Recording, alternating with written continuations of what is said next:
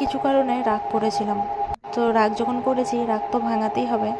ও রাগ ভাঙানোর জন্য পিৎজা অর্ডার করেছিল। ঠিক আছে, যাই হোক, রাগারাগি বাদ দাও, সকাল থেকে শুরু করি। সকালে শাশুড়ি মা লুচি, ছোলার ঘুগনি আর মিষ্টি বানিয়েছিল। এটা দিয়ে আমরা সকালে ব্রেকফাস্টটা শেষ করি। তারপর শুরু হলো দুপুরের রান্নাবান্না। এটা ছিল ষষ্ঠীর পরের দিনের ভিডিও। এখানে রান্নাঘরে রয়েছে শাশুড়ি মা আর ননদ, আর আমি কাটাকুটি করে দিচ্ছিলাম। এরপর এখানে মেয়ে ঘরের ভিতরে ঢুকে খেলা করছিল।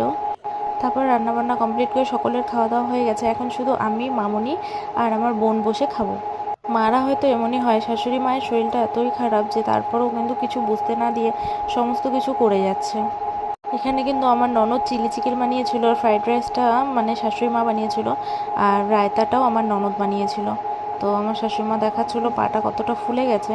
তারপরেও কাজ করে। মারা হয়তো এমনই, হাজার কষ্ট হলেও বসে থাকতে পারে না, কাজ করে। আর অতটা কাজ করতে হয় না, মামুনি নিজেই করে।